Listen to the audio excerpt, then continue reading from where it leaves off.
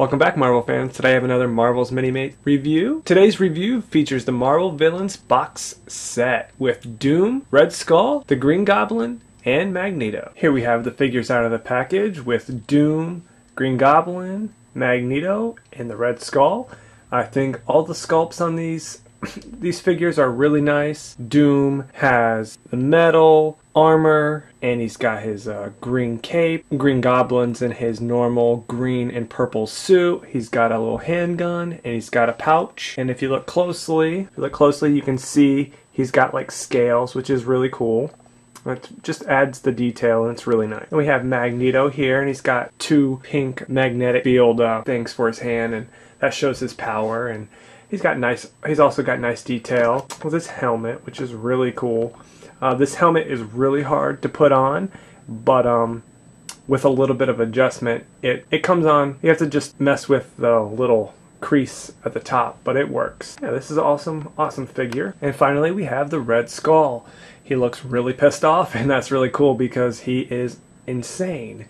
But yeah, he's got a pistol here, and he's got his little lean on here.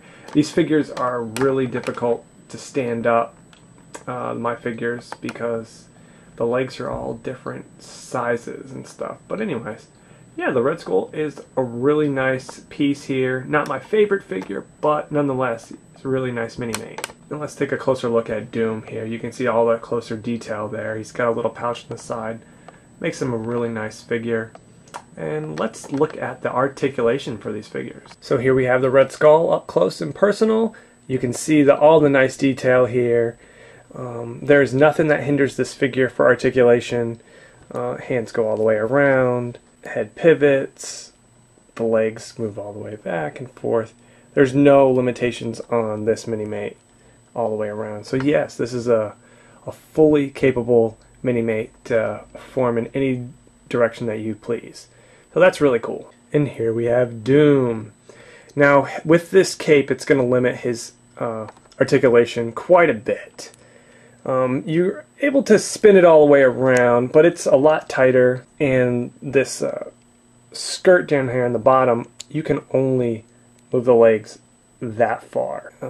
So this cape is really going to hinder him. He's going to be pretty much a standalone piece that you hold there in place, and he doesn't really, his legs are not going to move, his upper body's not going to move, his head can move if you take the cape off, but other than that, it's really going to be limited with just arm movements and whatnot. But it's still an awesome figure, and he looks really cool, so that's a plus. And now we have Green Goblin.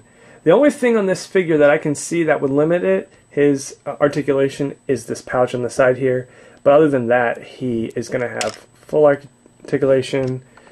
His hands are easy to fall off, but down here on the legs, they're a little stiff, but still, yeah. And the waist, yeah. The Green Goblin has full articulation, and he's a really cool figure, and definitely one of Spider-Man's greatest villains. And now we have Magneto, X-Men's greatest villain. And he also has a cape, so it's going to limit his articulation. Let's take these off. It goes around, but it's tight. You gotta, and see, yeah. These go back on no problem. But yeah, he's actually tougher to move his arms around than the Doom. And the legs, well, so this guy is definitely the problem child. His head really, when you move this character around, his head likes to come off, so it's really hard moving him around. But his articulation on his legs are full capable of moving any predicament you want him to move in, but he's just very fragile in the case that his head, anytime you try to move his body and move this cape, this head pops off really fast, and it doesn't really, can't keep him on there. Rate this video 5 stars. Subscribe, and don't forget to watch the War Machine giveaway. Click on my hand if you want to win War Machine. Get me out of here, Scully! Time to die!